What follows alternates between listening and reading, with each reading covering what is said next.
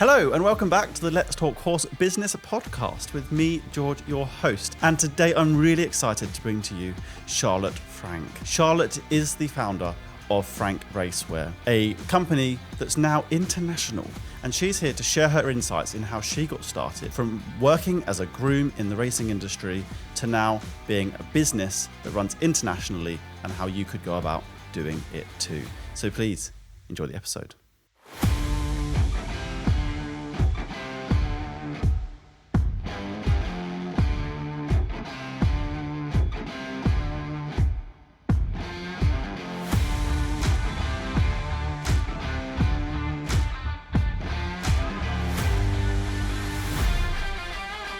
Charlotte, thank you for joining me.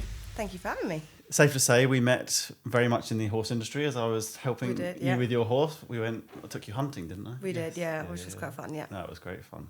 Have you been again since? No, I'm actually going again on the 9th with the same horse, so it'll be fun. Looking forward to it. But yes, thank you for joining me. What I really would love to do today is just start off by, who is Charlotte? So my name is Charlotte Franke. I'm 30 years old, originally born in Germany, and been living in the UK for 9 years now. Okay, so, fantastic. And, well, what brought you to the UK? Horses, of course. So I was an apprentice jockey in Germany. At the age of 16, I started my apprenticeship for a very big trainer at the time called Mario Orfa. I was so obsessed with the industry. I went to the race course, I think, at the age of 13, and then that was it. I was like, this is my personality for the rest of my life. Mm-hmm. And yeah, I did 3 years with him. Actually never rode in races, even though I held my license. I had a really bad fall quite at the end of my apprenticeship, and always struggled with the weight, so couldn't get the weight done in time to make the debut on the race course. Yeah. And then left the industry actually for a year. I was pretty physically battered. Okay. It was quite a tough apprenticeship, very old school. And got asked by my old boss to come back into it. So I started working for him again. Mm-hmm. Found a love for it again, thank God. And became his travelling head girl. So I travelled all around Europe with the horse, which was amazing. And I learned a lot.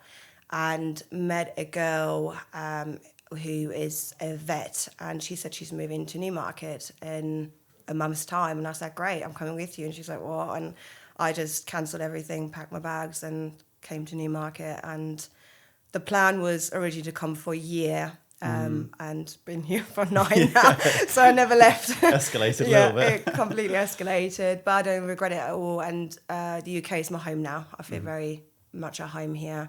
I love it. It's very different to Germany, in the horse industry sense, and I enjoy it much more over here than at home. Yeah. So very much ended up in this space through racing. Yes, absolutely. Yeah. Yeah. And today, what do you do with your horses apart from? Well, I took you hunting, but what else do you do?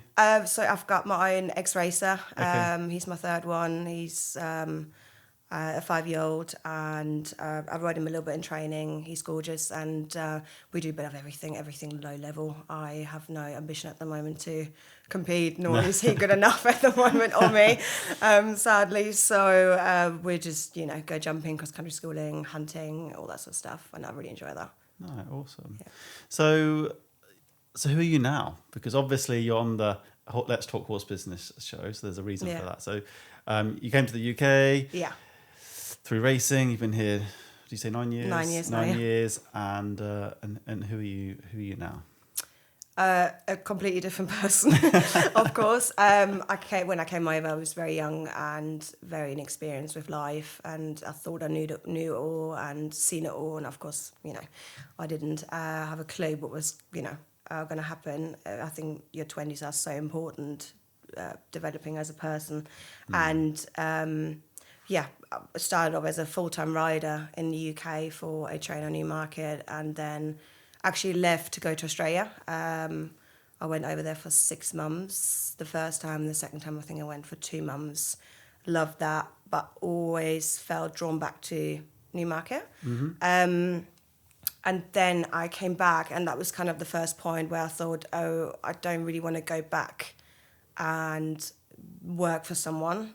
So I had the first initial thought process of, I would quite like to be my own boss. So I went freelance, which was really interesting for me as a person because I worked freelance for, I think, 3 years, perhaps 4, and worked like a dog. I mean, I was the first one out in the morning on the horses and the last one to go home. I think my worst days, I'd be up from 3:30 in the morning and I'd come home 10 o'clock at night. I earned a lot of money, absolutely loved it, but obviously took a massive toll on my physical and my mental health. Which I couldn't see at the time, but looking back, I'm proud of myself that I've done that, but also I had to learn it the hard way. It's not sustainable. So, but I got a good feeling of what it's like setting your own hours. You know, if you have a day off, you don't get paid. Time is everything. It's really important.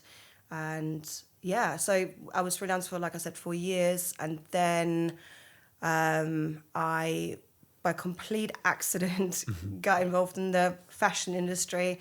So I got approached by one of the photographers while riding out, and at the time I was working, obviously in racing as a rider, but also had a little side hustle for a racewear brand that were based in Hong Kong. So I sold a lot for them. They had no market in the UK or in Europe at all. And it was from ordering, 5 products to ordering 150, 200 a month and actually selling them. So it got busy really quickly, and I realized, I'm not too bad at this, and this is quite fun. Build a really good clientele for this brand. And like I said, this photographer approached me, who I knew quite well, and said, why are you doing it for another brand? Why are you not doing it for yourself? And I was like, all I know is horses. I can't do this by myself. Where do I start? And we had a meeting. He said, meet me later, we have a coffee. And he sat down with me, and I'm very grateful for him because he wrote down step by step, do this, do that, get an accountant, get your website going, have a good support team. You know what you like, you know what you want, you know what people like, racewear-wise, clothing-wise, and just go for it. And I did. And yeah, it changed everything. It's really it's fantastic that someone gave you that time. Yeah, absolutely. Because I have to say, even just this week, I've had at least 2 people message me saying, I'm in the equestrian space, I'm working as a groom, I want to get out of it, I want to change my life, what do I do and where do I start? And it's people like that who give somebody time, which helps them change their life around. It was literally a 20-minute meeting over coffee, and it's changed everything. I'm so grateful, and I never expected for someone, to do their own job, be out on the heath doing their work and sparing a minute to think about what I could possibly do and what ability I might have in a different industry, even though it's the same industry, but of course it's a bit more niche. And I really doubted that for a long time, doubt myself, because I had no experience as such, and I find it very intimidating. Just the actual setup is very intimidating. I think it's not straightforward. And yeah, okay, if it was that straightforward, everyone would do it. Yeah. Let's not talk about the months after you set up, the years, and it takes a long time to really get going. But yeah, the first initial reaction was like, I don't think I can do that, and it took a bit of support from someone random to get me going, which is amazing. I suppose the benefit of it being someone random is that I guess maybe there's no judgment there, there's no absolutely yeah. Whereas if you were to try and approach, say, your family or something, you're going to get their perceived ideas put onto you, and so that's absolutely yeah. So we've talked about the fact you've got a clothing brand, but you haven't said what it is. So it's a racewear brand. We specialise in clothing for jockeys, work riders, and yard staff. So we try to cover all 3 bases in regards, of course, to staff uniform, ultimately. So we do anything from trousers to base layers, racing breeches, racing tops, caps, beanies, belts, jackets, you name it. So we have a certain amount of products that are sold on the website, and then we also offer customized staff uniform for trainers, which is picking up now, which is amazing. Okay, Yeah. fantastic. And do you have a store, or is it it's an online business? It's all online, Okay. and I think at the moment that works really well for me. Where we are is just really picking up now, so having that other commitment and the other financial commitment to open up a store as a one-man show is enough already as it is. So, maybe for the future, but that's something to think about. Okay, awesome. So if someone's looking for some racewear or any sort of equestrian wear that you would provide, why would they come to you? Right. So there's obviously quite a lot of competition. Like I said, I think the racewear industry in regards to clothing is very niche. So you have, compared to the normal horse industry where you have 50 different companies that sell the same breeches, the same base layers, and just bang their name on it. Yeah. We are very modern, we're very young. I'm very involved with my customers. I've made a lot of friends through customers. I think that's really important. So we're really approachable. Of course, high quality products, and we try to be as affordable as we can. So we're beating actually a lot of the competitors in price. In price, okay, Yeah. okay. Is there something that you have to do specifically to do that? Is it the where or how you manufacture? Is it anything particular? Of course, like choosing a good manufacturer comes with a price. Yeah. I'm very lucky. I've got two main manufacturers who I've worked with from the beginning, who I can contact 24/7. It's more like a friendship-based kind of communication with them, and a lot of is based on trust and respect, and we work close together with everything. So when it comes to pricing your products, how do you manage achieving the right price? Because you've got competitors to compare against, you've got the quality of your products and your manufacturing and what country or wherever it's coming from. How do you navigate that? I research, so I generally always 100% buy from other brands. I compare their products to mine. It's obviously interesting for me to see packaging, how do they ship it, what comes extra in the order, all the costs involved with that are very interesting for me. Of course, quality of the product, the popularity, of course. So I do buy from other brands, especially in racewear, in the racewear industry, to see why are my customers more attracted to their brand than mine, stuff like that. So it's more research than anything else, yeah. Yeah, okay. And do you think your brand's, does it sell on its personality? Do you think it has a certain personality to it? I think so, because having ridden out a Newmarket for so long and starting the business while I was still riding out, you become the face of the brand, and people see you constantly wearing it, and I get invited to like the British Racing School, and then the pony racing kids associate you with the brand and stuff like that. So I think it become quite naturally just its own identity, and I didn't actually have to work that hard for it, luckily. Okay. So, yeah. So obviously you're based in Newmarket, so would you say your main client base is here then? It was for a long time, and actually it's now shifting to Australia. So Australia has become absolutely massive, which is brilliant. So yeah, Newmarket, not just Newmarket, but obviously the UK is my biggest clientele, very quickly followed by Australia, and then we're going to Dubai, Hong Kong, Europe. So it's really picking up in every kind of corner. Wow. Yeah. And how do you go about, scaling into countries like that? Because it's one thing creating a brand and selling it to, your home. But how do you go about getting other markets like that? So Australia was actually really funny because it was still very much UK based at the start, and there was a girl called Georgia King on TikTok, and I followed her for a while, and she's a videographer and photographer for bigger trainers over there, and she's incredibly talented, and I always loved her stuff. So I sent her a message one day and just said, look, I've been following you for a while, and I think it's absolutely brilliant what you do. And she's like, oh my God, I've been following you for a while. And we got talking, and she is just amazing. And she kind of said, look, I'm over here. Why don't we work together a little bit?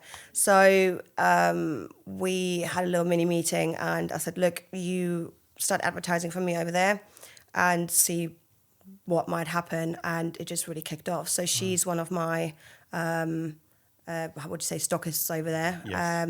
I've got a couple over there now, which is brilliant. But she was my first main one and really got the ball rolling for me. And yeah, extreme. Another thing, like we said earlier, you know, that one little bit of support from a stranger can make or break everything. Yeah, and I think the general theme there is having the right network of people. Absolutely. Like talking to people. Yeah. It's one thing, you know, trying to do something going alone, but if you talk to people and that right person comes across you, then that's what you need. Absolutely. Yeah. So with the clothing brand, there's a lot of clothing brands out there. Sure. And it seems to be quite a common thing. I don't know about the racing because I'm less involved in that, but in the wider sort of equestrian sport, there's a lot of new startup clothing brands appearing. Yeah. And I'm just wondering what your thoughts are on that, because there must only be space for so much. And are people starting them as it will help me pay for my horse, or a side hustle, and actually then just making a lot of mistakes and costing themselves money? I think to start up, I started with £400. I don't think you need to have 10 grand in your bank account and, spend it all on stock and stuff like that. What people forget, I think, there's so many little bits to running a business. It's your marketing. It's, all the hours behind social media that people don't see. I have to do all my social media by myself. I have to do all my emails by myself. I pack all my orders by myself. I have to talk to my manufacturers. I have to test my products. I have to speak to brand ambassadors, all that sort of stuff. It just doesn't happen overnight. So, of course, I'd always encourage anyone to start, but maintaining it is really difficult. And I think a lot of these brands don't make it above, a certain level, because same with me, I was so busy riding out myself where at some point I had to say, look, I need to value my time better. Having that steady income for a full-time job or a freelance job, self-employed job, whatever, is great and pays the bills. But I want the business to pay the bills ultimately in the long run. So that's a massive step. And I think a lot of people are really afraid of that. And I was too. Yeah. So I think that would probably be the make or break for a lot of these smaller businesses that pop up, because the first initial setup is easy. But like I said, maintaining it, building it, making it bigger is really difficult. Definitely. So, I mean, you're an advocate for people starting, but based on your experience, what should they do if they want to start, whether it's clothing or any business? Is there something that you would suggest? Be really aware of how difficult it's going to be, for sure. Like I said, there's so much involved in it and really hard work. And like I said before, if it was that easy, everyone would do it. I think you have to be a really strong-minded person. You need to know what you like, what you don't like, what you stand for, what you don't stand for. You have to be, like, let's talk about social media. You have to be so aware of the trends and who's in now, who's not, and who's wearing what, and all that sort of stuff. You have to be really involved in it, and you need to do your research. You need to have a good accountant, or you need to do your own research and do your own accountancy, and all these little things people just push to the side and think, oh, I can create a nice base layer. Yeah, of course, that's probably the easiest part if you're if you're inclined to that kind of talent, and here a social media influencer is wearing this pink base layer with that kind of pattern on it. I can do that too, but selling it is a completely different ballgame. Yeah. I suppose as well, you have a little bit of a niche, but I think where people are in a saturated market copying, I suppose, would you say it then comes down to the brand and the messaging? Is that? Absolutely. Yeah. Absolutely. I think, like I said earlier, I think you have to be your own person. You represent the brand. And I always want to be quite personally involved with the customers, if that makes sense. So I've made so many friends through customers. And like I said earlier, with Georgia, for example, we've never actually met. And, she does so much work for me now, runs a lot of my social media and stuff like that. Yeah. So network, product messaging, research, making sure you know what you're entering into, but not just entering what you're entering into as a product or a service, actually the work that's going to have to go on behind the scenes to make it happen. Absolutely. It's with any kind of business, isn't it? Yeah. You have to work really hard for it, and being successful, and it doesn't just happen overnight. I think only a third of entrepreneurs really make it in small businesses. So yeah. So where you are today, if you were going to tell yourself one thing today that you could have told yourself at the start of this journey, what would it be? Trust your gut. Okay. Trust your own instinct. I've had this thought about a year ago when it was just picking up, and I was sitting down, and it was a big decision to be made financially for the business, if I should invest everything I had, or should I be careful and more sensible and do it the, controlled way of what I've known before. And I actually sat down with my partner, and we spoke about this for 3 days before I made the decision. And the whole 3 days, bless him, he's the more careful person when it comes to business. And he said, just take it easy and don't throw everything at it. And I said, I have to throw everything at it. And I did. And it really paid off. Yeah. And of course, I'm not saying, pump all the money in the world you have into it if you don't want to. But for me, that was the biggest steps so far in the business. And since then, I actually increased my turnover by 40%, which is, fantastic. So, trust your gut, work really hard, no shortcuts, do your research, and be committed. Mm-hmm. Yeah. And actually, that commitment also comes back to the fact that you had to make that decision. Yeah. You're almost committing to it. You're like, actually, yes, this is it, and I'm going to commit now, and then you reap the rewards later. Yeah. I resonate with that because it's a decision I'm going through at the moment, actually.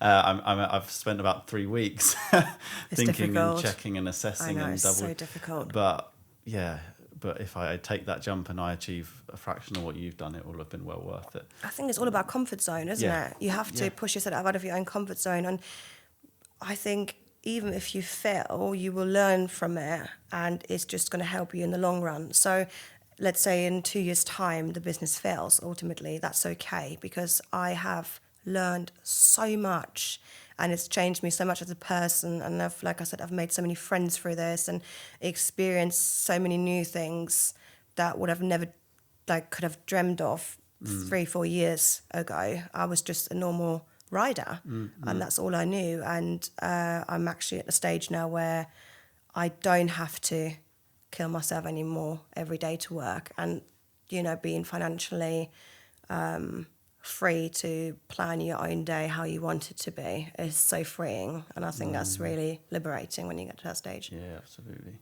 And that makes me think about, again, the people that have contacted me recently saying, they want to get out of it, they don't know where to start. And it's like, it's so powerful that you're having those thoughts and that consideration, and it's just how we nurture them to make those next steps, because it is the comfort zone. My business, I could stay where I am now and be quite comfortable to get to the end of the term that I've you've done well, but you haven't exceeded your expectations, haven't you? Exactly. And you just think, how many people do that? Yeah. How many people get to that point and decide to stay comfortable, or but then the comfort is the enemy of growth. And if you're not growing, you're dying. Is one way of thinking about it. So lovely. So what else is going on for you? Is there anything else going on apart from the clothing brand? Well, there are a couple of ideas I have for probably the end of the year. So I would quite like to start another business.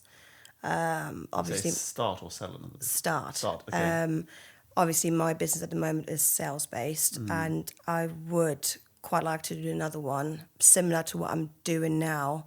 Like you mentioned earlier, the normal equestrian industry in regards to clothing is impossible to get into. It's tough. You have all the big boys that are just, you can't go against these guys unless you really have something really, really, special, or pure luck, I guess. So I've been actually a polo groom in the summer for the last 3 years for a lovely couple. They have 8 horses, and I really enjoy that. So in the summer, that's my little job I do for myself. It's more, a hobby than a job. Yeah. And I've actually had a few customers in polo wearing my racewear, And so there was talk about doing some stuff in that direction in polo. There's a market for it. Yeah. It's very expensive in polo buying clothing. So I think people pay £150 or more for a pair of white jeans. I mean, they're just, I mean, I think normally they wear La Martina, which is, probably the most expensive brand you can wear. Looks great, has a nice logo on it. Buys a pair of white jeans. Yeah. For £150. Surely. And they're white as well. They'd never last long. Exactly. And I mean, just white next to horses is just, So I think, of course, they obviously in training, they wear darker clothes as well. Yeah. So a lot of people have worn my best-selling trousers, the new Market Software trousers, and there would probably be some tweaking, done to those trousers, but I think they would fit really well into the polo world, and there was a fair bit of interest, so might go into that direction. Yeah, brilliant. Yeah. In fact, that's actually reminded me of a point I was going to make earlier, is you mentioned about if you were to fail in a couple of years' time, something drastically goes wrong and it changes. The learning that we've had not only is in that niche, but it's also then replicatable in other areas. So if you've come to the end of a 5-year period doing a clothing brand, and unfortunately for some reason it's failed, those lessons can either help you restart another one very, very quickly because you now know what you don't know, but also you've got the skills, general business skills, to do whatever you might need to do. Yeah, absolutely. So while I was obviously working on the business, I was still working in racing yards, and the mindset changed during that time. So the way I offer my services really, really changed. And a lot of people didn't like that, which is, the more expensive you become, they don't want you anymore.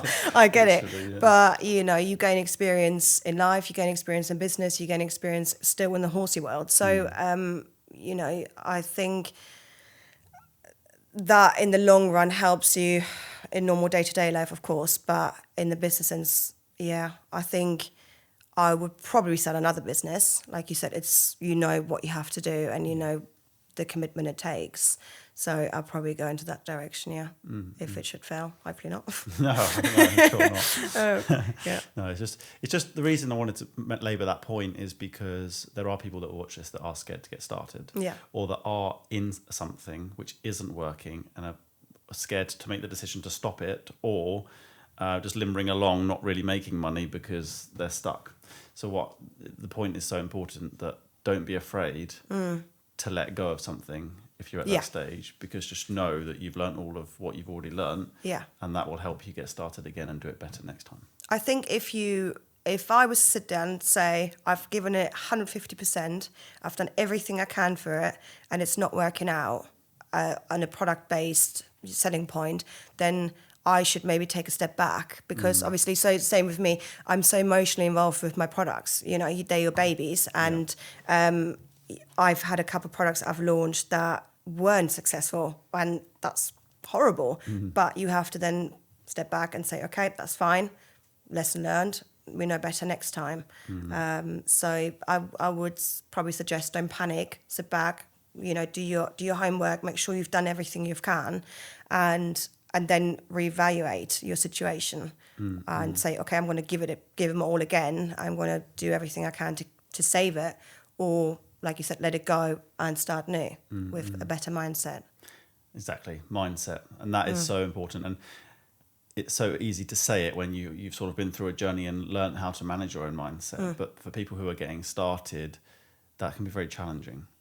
Oh, it's so difficult. I've went through stages where I was so overwhelmed. I'm a really anxious person naturally, and people don't really know this about me, but get really anxious, take everything very personal, and get very easily overwhelmed. And I went through stages, and that still happens now and then now, where I can't do anything with the business. I literally would rather not do anything than having to work on a business, because it's uncomfortable sometimes. And then you have to say, okay, I have to step out of this now and just get on with it. Just do it. You have to work hard. Yeah, absolutely. On yourself, I think, not just on the business, of course. But you have to be very strict with yourself. And I've made that mistake. I went through a stage where I was so busy with my steady income through a stable job as a rider that I forgot about the business, and time moves so quickly. A day, 2 days, 3 days, a week, a month. And then you're like, oh, I haven't done anything on social media. Sales are going downhill because I'm not encouraging customers to buy from me. Why is that? Well, because I'm prioritizing someone else's business over mine. There you go. And that could break you ultimately as a business. How did you, or how would you tell somebody else or advise somebody else on their mindset if they are struggling to get started in something because they're doing their job and they're comfortable, they know they need more, but they're scared of failing and they're struggling to pay the bills as it is? So where do they start to think about their mindset? Because I think that is the first thing they need to look at. I think having a business, especially when you start, is very lonely. I had very few people to talk about anything that was going on mentally with me on a bad day, or a competitor doing really well and it eats away at you, stuff like that. And I think have a really good support system around you. My family, of course, lives in Germany, so I talk to my dad a lot, non-horsey at all, which helps. I talk to my partner a lot, who's the sensible person in the relationship, thank God. And he reminds me sometimes of, which direction I should take. So I think having really good people around you, like I said earlier, trusting your gut, calm, and do your homework, do your research, give it your all, and then go that route instead of panicking and throwing it all away. Okay. Yeah. So what does your partner do? Does he do something, or she, whoever it is? Does he do something which sort of aids your business, like helps you with the business, or I don't know what he does? So he's a fencer. He works for a fencing company. Okay. He was a gamekeeper for many years, which he absolutely loved. Very similar to the horse industry. Okay. Was, a really rich game. He absolutely loved it. He lived for the sport, same as I did. So we have a very similar mindset in regards to work. So when we first started seeing each other, I was actually off with a broken collarbone. So that was great. Once I went back into work, we'd never see each other. And this has been going on for quite a long time. So we work. We are very supportive of our lifestyle, and we're very understanding of that. So he is a fencer and does that 6 days a week, long days, long hours. Enjoys it, but his main focus is properties now. So he's just starting to get into properties. He bought a property in Wales with his best friend that they refurbed, and it's currently on the market. So fingers crossed. Yeah, brilliant. So he's trying to get into that. So we have similar mindsets. We want to do our own thing. We want to be our own boss in the long run. And it's not about... He would agree to this. I think it's not about making as much money as possible. This is not what having a business is about. I don't want to, I don't have to go out and buy myself a Rolex and a flashy car. That's not how you make and maintain money. For me, like I said to you earlier, it's about having the freedom of choice, how I'm going to plan my day today. Absolutely. And that is luxury for me. Yeah. You're building something for yourself and your life rather than for someone else's life. Yeah, exactly. Because if you're employed, you're just a number. You are just a number. Of course, it's all very safe and regulated, and you are in a safer position. And, that's where we're speaking about comfort zone again. Leaving that and starting your own business is tricky, because why would you? But also, you're just a number, and especially in the horse industry, you are so easily replaced. It takes one accident. It takes one wrong person to cross your paths. It's so out of your control. I've worked with trainers that have gone bust. No horses, they're gone. No job anymore. Absolutely. There you go. In a heartbeat. So it's so quickly done, yeah. That brings me on, actually, I'd like to just talk about that, because you've got experience working in, racing yards. I don't know what you call that, but most people call it grooms. Yep. What was that experience like for you? And I'll tell you why I'm asking the question, because there seems to be a theme at the moment, and I know it's not related to your business, but there's a theme where livery yards are struggling. They're struggling to keep staff. The staff are unhappy. There's, many people that have been working at livery yards are messaging me saying, what can I do that's not in a livery yard when all I know is being a groom? Yeah. So what was your experience of being a groom, first off? It's a really hard life. It's really, really tough. I think... Talking about Newmarket is a beautiful place. It's stunning. I love it. But you have to be so, I think that is then relating to the wider horse industry. I think you have to be really careful who you surround yourself with. So I always preach this: no drugs, no alcohol, no gambling. I don't want to have anything to do with that. I, of course, have a glass of wine now and then, but but this whole partying scene, you get so stuck in it. And I've seen so many really talented riders in Newmarket losing their path completely, being stuck as a 30-year-old man, woman, whatever, partying every weekend, living from wages to wages, and they'll never leave. And I find that really sad, because having left Germany and travelled around the world, it is so good to do that. It's so important. It just changes everything for you. Yeah. So difficult. I think the racing world is really tough on you. I think especially more so as a girl. I don't want to go too deep into that. But yeah, I think when I first started, I was hopeless on a racehorse. I came from a dressage show jumping background. I couldn't ride a racehorse to save my life. I think it took me about 6 months to hold one up the gallops in Germany. And the bullying that came with that was horrendous. I mean, I can remember it like it was yesterday, the things that were said to me. It was really rough, really, really rough. It's not so much over here. So luckily in the UK it's all a bit more regulated in that sense. But Germany was extremely hard. Right. Yeah, really tough. That's why I was leaving after the apprenticeship. I had to get out because I couldn't cope with it anymore. Okay, yeah. And so do you think that culture that you've spoken about is just deeply embedded in the racing industry? Yeah, yeah.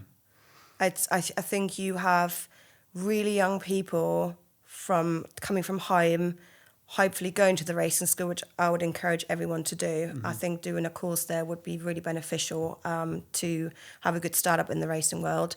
But sometimes you get them straight into the racing ads and they're so green, they haven't got a clue.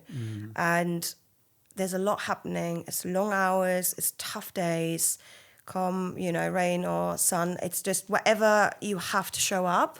It's, of course the pay has increased now, but as a young person starting racing, you don't earn a lot. Of course, physically wise, injuries. I've broken so many bones. I'm 30 now. My hip hurts when I walk my dog for an hour. I had 4 broken collarbones. Like, it's just the list is endless, So it takes a toll on you physically and mentally. Yeah, it's hard, but of course it's brilliant. I love the racing industry. There's so much good about it, and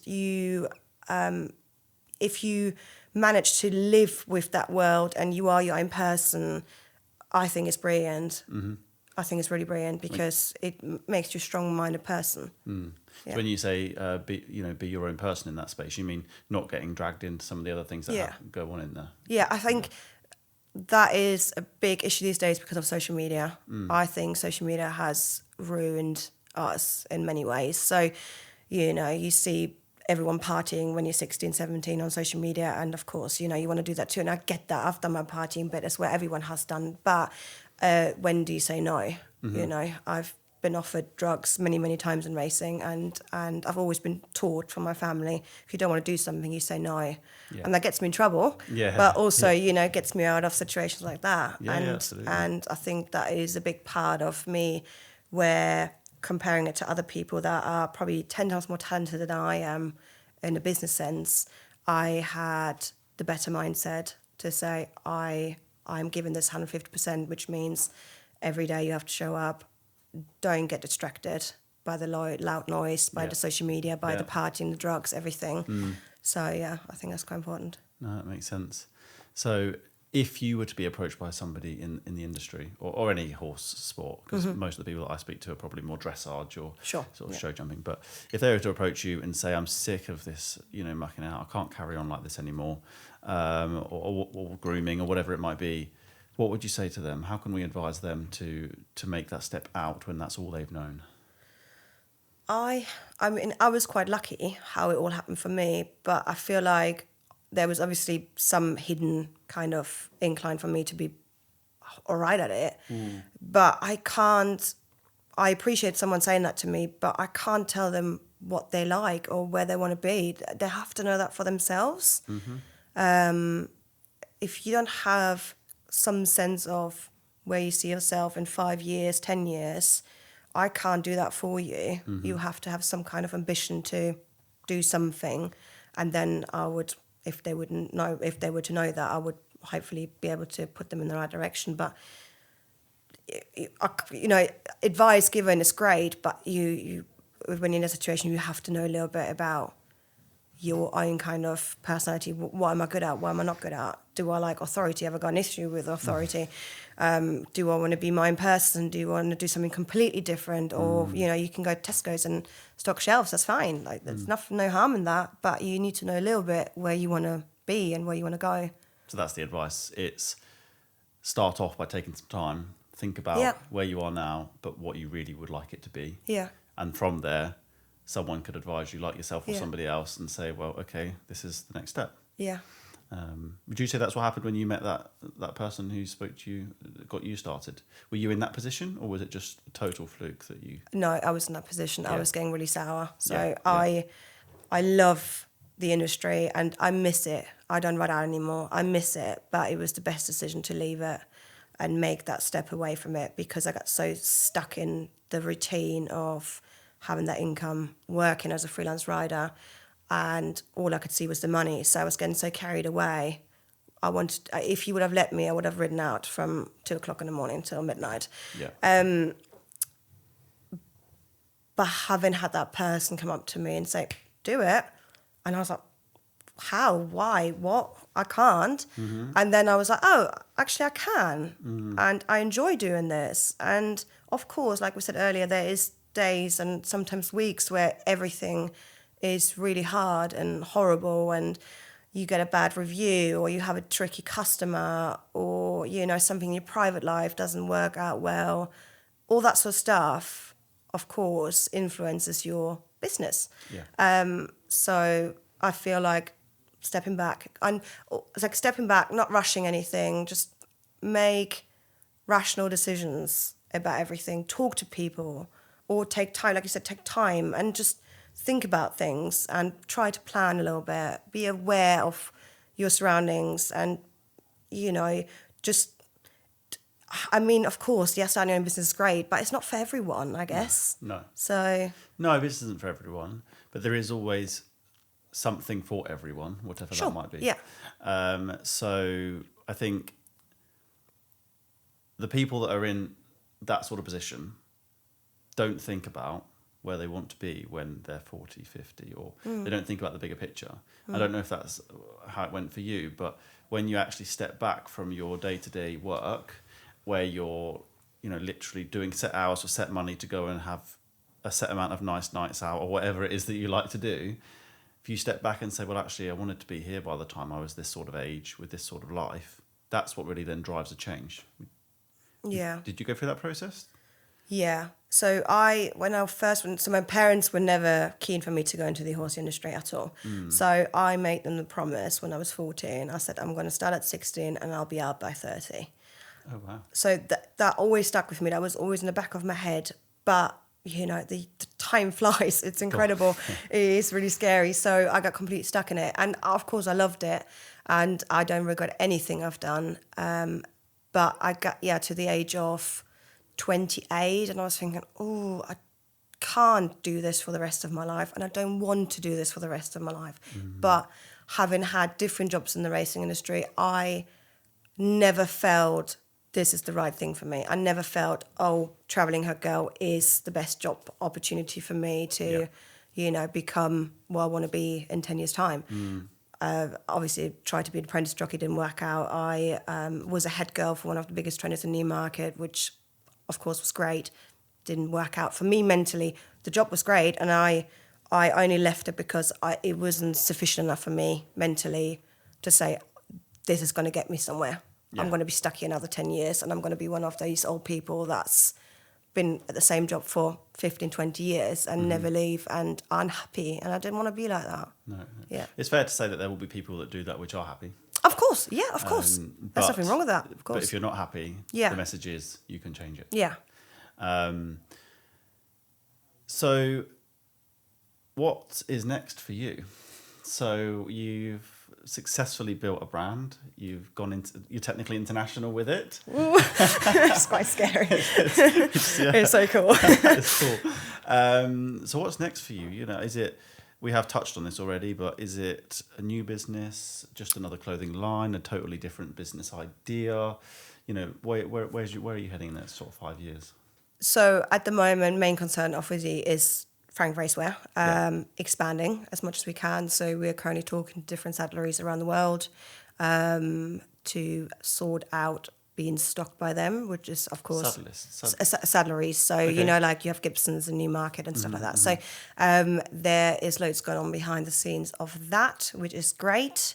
That will really help the brand expand internationally even more. Yeah. There's never enough, of course. Yeah. So that's my main concern at the moment. Also, while taking some time off and just trying to relax a little bit. It's been really hectic the last few years, so I've got a bit of an easier time at the moment. I'm working loads on the website, catching up on these kind of things that are horrible and no one wants to do. And going towards probably the next 5 years, like I said earlier, I probably would like to have another business or possibly even two. Mm-hmm. So I definitely want to do something else, but similar. I feel like having that niche business is so helpful, even though you might not generate as much custom as, what do you have, Lemieux or something like that, where the wider industry is so big, you of course have more chance to sell. I prefer staying that small because we are a brand already. We're known. We have the trust of the customer. We have the international aspect of it already, and you get to know people. So it naturally happens. The networking naturally happens. So hopefully we can do something similar in this kind of direction if we maybe expand to horsey products and stuff like that and just make it more like a saddlery type of thing. Maybe. We'll see. Yeah. Okay. As a separate business? Yeah. Yeah. Okay. I was going to ask you, would that a bit sort of water down your messaging too much? But if you're doing a separate business, it's a totally different thing altogether. Yes, but still the same. So it would still be relatable for me to start and make it hopefully as easy as possible. Yeah. So I don't want to burden myself with a completely different massive ball game now, because that would then affect this business. So I think to kind of get into the next step and expanding business wise, I have to be careful, and it has to be really calculated and well thought through. I guess you'd want to create something which sort of you can tap into your current clientele. Yeah. That's it, isn't it? Yeah. So a lot of people said to me, why don't you branch out into the kids world? So there's obviously a lot of pony racing and stuff like that, which we're kind of covering already at the moment. So we're trying to do smaller sizes and stuff like that, and we have loads of interest. But that then again would not be interesting for me enough. Okay. There is only so much. Pony racing is of course really big in the UK, but if you look at the grand picture, there's not that much internationally where we can say, okay, this is worth it, like let's go for it. So it will be somewhere along the lines of racewear, equestrian wear, something like that. Yeah. Fair enough. Don't fancy dabbing your hand at some properties? Absolutely not. I wouldn't have a clue. I have to do my research, phrase my own words. No, I leave that to my partner. He can sort properties out and I do horsey stuff. Well, it's important to do what you like to do, and that's what he clearly wants to be doing, and you are doing what you like to do. Exactly, yeah. And it still keeps your hand in slightly with the racing side, even though you're not on the Exactly. horses. Like I said to you earlier, I miss it so much, but at the same time, I went and saw a customer actually 2 days ago, and I dropped some orders off to her in Newmarket, and it was chucking it down with rain, and I was thinking, this is so cool. Have fun riding out. Here's your order. Bye. So I'm very lucky, but yeah, some days I do miss it. Yeah. So maybe one day I'll make my comeback. Yeah. Well, you we'll never see. know, because you still enjoy the riding side. I love the riding. Hunting and all the rest of it. Yeah, I love it. So yeah, did you buy that horse? No. I'm trying him again next week. I'm really torn. He's very nice, but the owner sadly doesn't want to give me a bargain. So I see. Yeah. It would be a not advisable financial decision, my accountant said at the moment. Is there any horse? Do I need another one? No, but I might say, yeah, he's lovely. And compare him to my current horse, he is just 10 steps ahead. So he's one I can actually just take out when I fancy he's ready to go. So that would be a bit easier for me than concentrating on a youngster, which I'm sure you know takes a lot of time. Yeah, it takes a lot and of effort. time. Yeah. Yeah. It's a big patience game. Yeah. And if you haven't got the time for it, which I'm meant to be riding again. I started riding. I did a couple of. You said to me you're going to start riding again. Yeah, so I did. And then I just got so busy with the business. Yeah. And, I'm watching mares at night now as well. I've been doing that. Where? Just on a racing stud. Oh, cool. Near Dullingham. Oh, nice. Yeah. So yeah, I'm doing that as well now. So with that, and then trying to grow the business. What made you do that? Just they were looking for. Are you trying to avoid making those decisions in the business? I know what you're doing. I know what's happening here. I've seen this before. I've been through that, and actually, what I'm using the time for is I have just. So I realise it's one of those things I'm not shouting about, but anyway. I realised that the industry I'm in is a bit old hat. I mean, a lot of horse industries, businesses are. And I'm building overnight in the time I wouldn't usually have. Yeah. I'm building AI functionalities to start automating businesses. So you're doing something good with your time. Yeah, That's amazing. It's actually, I finished it the last night I did. I got it to work and it finished. So now if anyone contacts me on Facebook or Instagram or SMS, it fires back, and more or less anything they want to know, it will tell them. Well, I might need to have a conversation with you about that. So yeah, I kind of thought that's cool. Yeah, I think it's cool, and I'm growing the business. But then Yeah. I was like, actually, what more could I expand out with that? That's not going to take much more of my time. Yeah. So I was like, if I build this and the system to go with the business, that's replicatable for other businesses. That's cool. That's good that you spending your time wisely. Yeah. I actually quite liked it. I'm not really sleeping a lot, but the extra time working on this stuff is great. So, yeah. And are you expanding the transport business as well? Because I feel like I've seen a post on social media that. Have you got a new box? Or is it just based somewhere new? I procrastinated on this. But I have made the decision now. Yeah. So I always said I was going to go international this year. I never said I was going to get another box. Okay. But I came across an opportunity with a lady called Daniela, and she is a para dressage rider. Right. She went international. She's international. I think she did really well last year. I'm a bit embarrassed. I don't know what she got, but she did really well last year. She did well. And she's having a big push this year. Yep, so amazing. I am basing a box with her. So that then instigated me getting another box. So I've just ordered a new box, which was a huge decision. It's so cool though. Once you've done it, it's actually quite liberating, isn't and it? this is like it's really what exciting. You said. Yeah. I debated it so long, and I still was debating it just a few days ago. But the new box will enable so much more. Yeah. It's going to be a slightly bigger box, a 5-seat box, so I can actually take it abroad and be comfortable. Yeah. So yeah, that's where we're heading at the moment. That's awesome. That's really cool. Yeah. So a lot has changed for you in the time. Because when did you go hunting? We went in. Was it early December? Or was it yeah, late November? I think so. Yeah. Yeah. And that was quite funny in the horse box as well, wasn't it? When you get your friend to ring you and you didn't have a clue who was sitting next to you, the celebrity that was next to you, not. No. I know, that was really funny. Yeah, I mentioned it afterwards, and she was like, "Were you really?" I was like, "Yeah." That's so funny. That still makes me laugh. Oh God. So yeah, no, that's that's what's happening for me really, because I kind of think there's a lot of transport out there. It is. And I do racing work, but my better work is A to B sort of horse sales, high-end horse sales. I have high-end boxes because I want the high-end clients. Yeah. Although we do everything, and it was just like, well, what is my next step? And there's so many transporters. What can I do that's different? And that's. I was just about to say to you, how do you stand out? I mean, I've worked with so many of the transporters in Newmarket, and how do you stand out? Exactly. And then again, you have your big boys, the typical well-known big boys, and that charge an absolute killing, which is amazing. They're brilliant at what they do, but how, as a small business, can you compete with that? It's so difficult because you're basically all offering the same service. Exactly. Yeah. And that's what I've spent a lot of time over Christmas and New Year thinking about, and I think I've come up with a good plan. Yeah. But it's. My services are slightly higher end. I've got really good boxes. It's then the tech that supports the business as well, and then it comes down to messaging and branding after that. Yeah. Really. But the good thing, of course, you have the racing world always to back you up. The work is always going to be there, so you have that kind of. You can be quite reliant on that.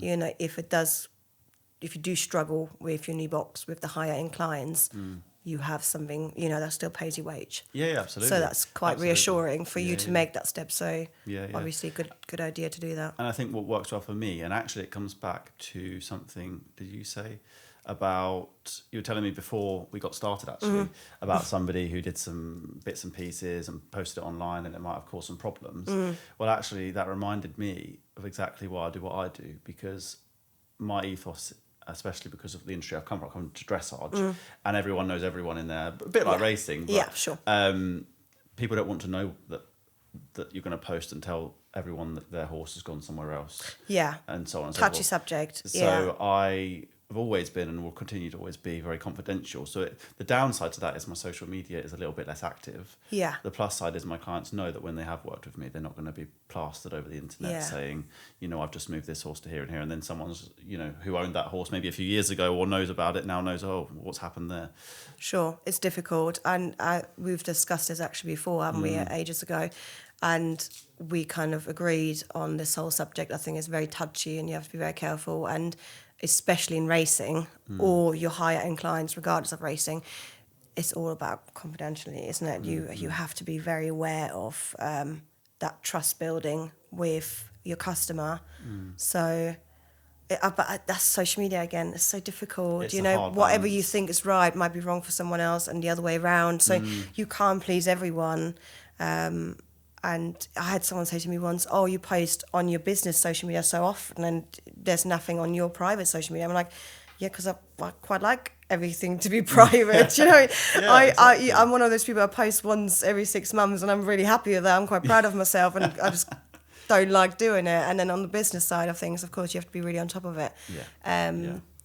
But in regards to posting, that's another thing. That's a completely different story, isn't it? How much do you do? Like, I follow some equestrian businesses in clothing that post 4 times a day. Okay. And it's one of my favorite brands actually, and I wear them actually quite a lot privately, and love the brand, love the quality, all that sort of stuff. She, the lady that owns it, she is gorgeous, very outgoing, but she does so much on social media where I think, oh my God, that's going to ruin you because it's annoying. I love your products, but stop talking all day long. And I mean that in the nicest way possible, but it's just, it bombards you. And I find that really difficult, and I'd never want to be like that. And so, same with you don't post as much as maybe other competitors, and maybe not in so much detail. I think that's actually the right way to go. Yeah, exactly. Social media is a tough thing, and we are moving into a digital era, and I mean, we are very much in it, but there's a lot more growth to come from it, I'm sure. Sure. And it is tough to find the balance. But what you need to do is set up your business in the way that you want to run it, have your values, and you will attract or be with the people that want that sort of service. So that's what you've done, and exactly what I'm doing. It's exciting, isn't it? So no, it's exciting. We should meet again in 5 years and see where we are. I think even just a year. So maybe, that was too hopeful, wasn't it? No, absolutely. So exciting. Well, what I'd like to finish on is just any one tip that you could give to anyone that's listening that might have a small business, that might be thinking about getting in business. What would you say to them about their next steps or what they should do? I think we mentioned that before. My main important thing is trust your own gut. Don't be fooled by the social media glamorous world of business owners. It's all bullshit. It's all fake. No one shows you the hours behind the scenes, the late nights. You are the one to be paid last out of the business. You get the smallest wage. If you even make any money, if you can take a wage out of the business, that took me a while as well. And surround yourself with the right people. Listen, take advice, research, do your homework, no shortcuts, show up. I think be disciplined and go for it and give it your all. And if it fails, that's okay. There's nothing wrong with that. No. And you never know what might happen. It might work out amazing. Exactly. If you don't try, you don't know. Exactly. And you don't know what you don't know. Exactly. No, that's great. Well, thank you ever so much for joining me. Thank you for having me. It's been a pleasure, and hopefully we'll see you on here again discussing our new businesses in the future. Yeah, absolutely. Well, we're going to chat when we go hunting anyway, aren't we? Yeah. At some point, I'm going to try to book again with you soon. So that'd be quite cool. Lovely. All right. Thank you so much. Thank you.